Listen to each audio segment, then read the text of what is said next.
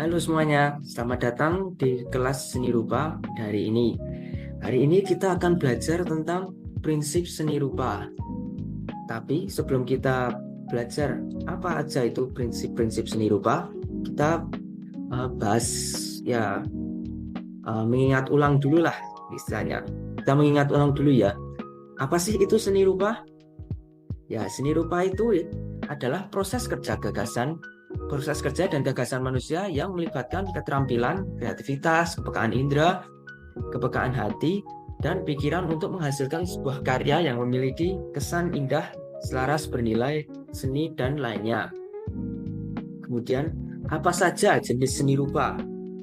Ya, yang pertama itu ada seni rupa dua dimensi. Seni rupa dua dimensi itu karya yang hanya dapat dilihat dari satu arah saja dan hanya memiliki dua ukuran, yaitu panjang dan lebar tanpa ada volume nyata. Jadi ciri-cirinya itu mereka tidak ada ketebalan atau volume. Biasanya mereka berada di atas bidang datar seperti kertas, kanvas, atau dinding. Memanfaatkan unsur garis, warna, bidang, tekstur, dan ruang ilusi atau perspektif. Ya, contoh seni rupa dua dimensi itu kayak lukisan cat minyak atau akrilik atau cat air.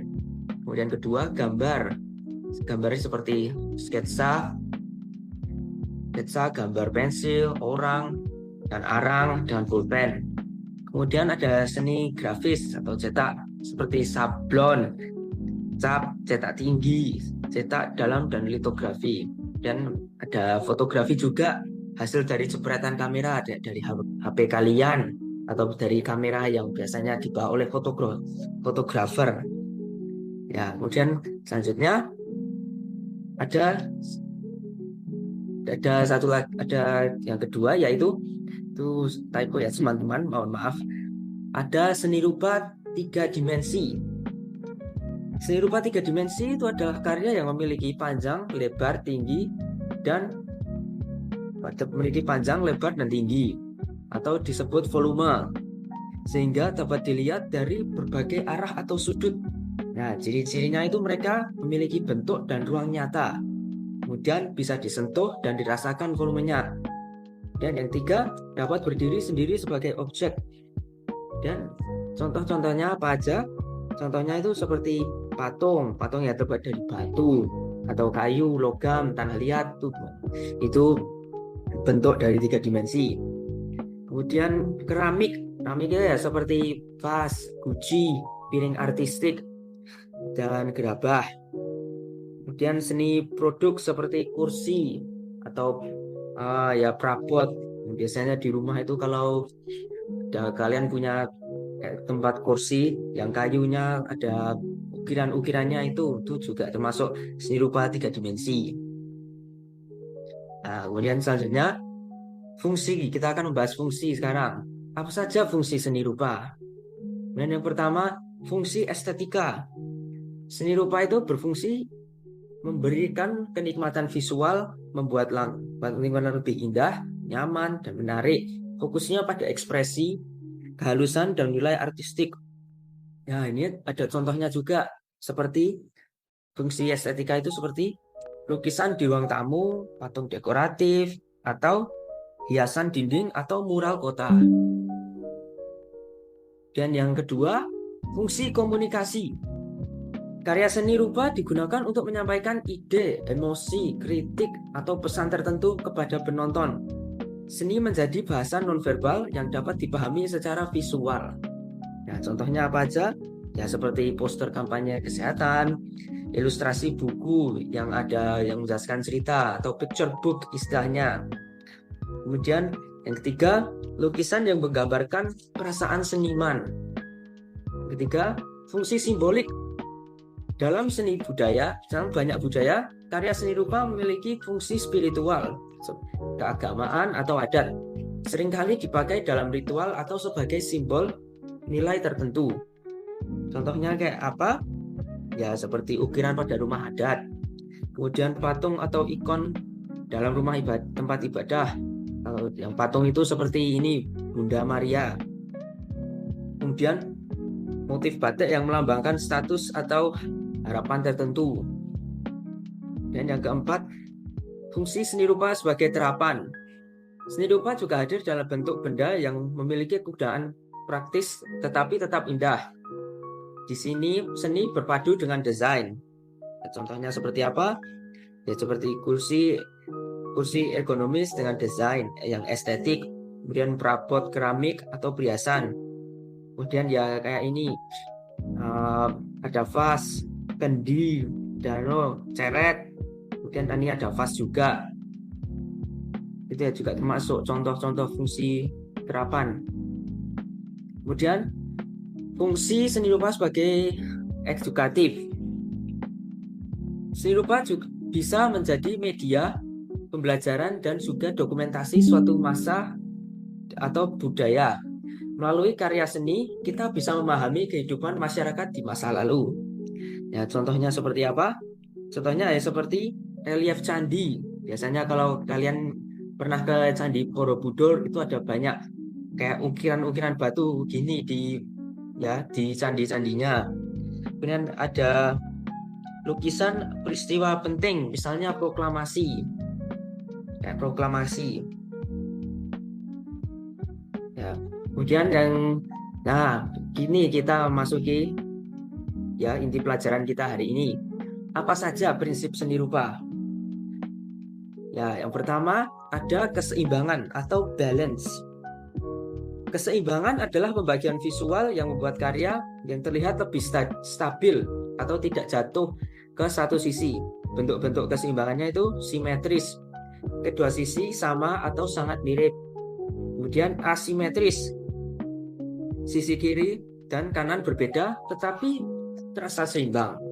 Kemudian yang ketiga radial. Elemen tersusun memancar dari titik pusat.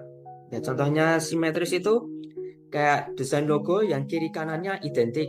Kemudian untuk asimetris contohnya komposisi foto dengan objek besar di kiri dan beberapa objek kecil di kanannya. Kemudian contoh yang buat ketiga radial itu motif atau bunga.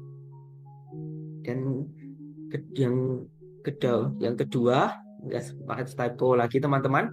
Yang kedua itu kesatuan atau unity.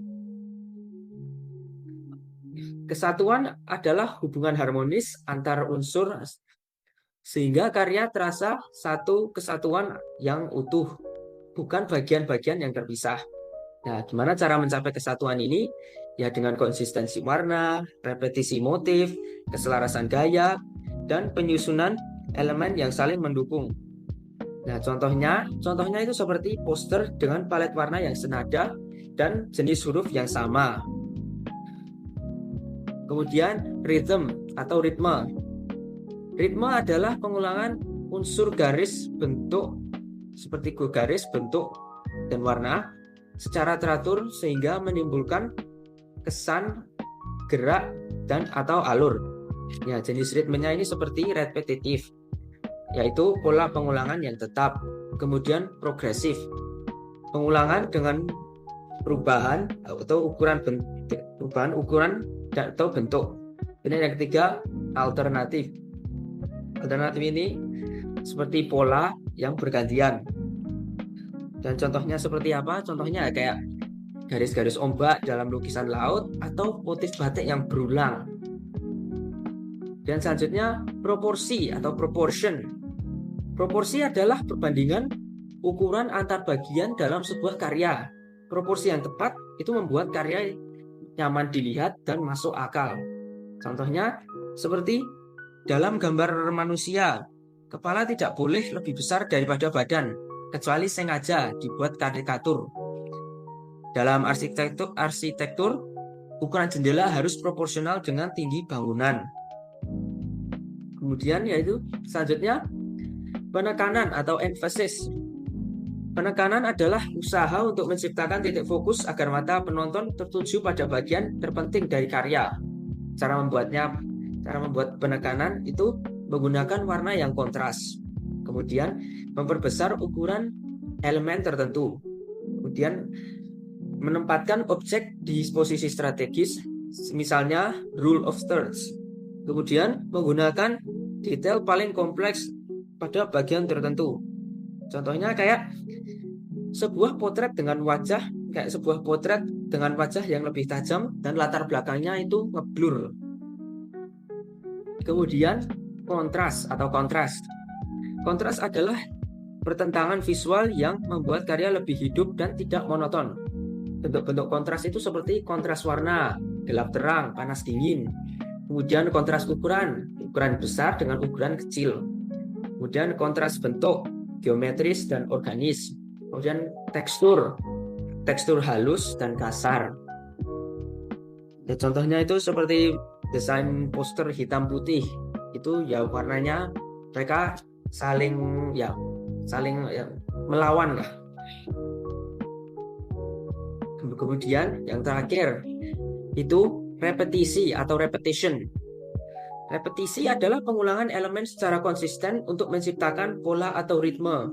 Repetisi yang ini sering dipakai untuk memperkuat kesan, kesatuan, dan struktur visual. Ya, motifnya, ya contohnya seperti apa? Ya, motif keramik yang berulang atau wallpaper dengan pola bunga yang sama di seluruh permukaan. Ya, itu saja untuk kelas prinsip seni rupa pada hari ini. Tunggu selanjutnya. Terima kasih teman-teman sudah memperhatikan pada kelas hari ini. Sampai jumpa pada video pembelajaran selanjutnya.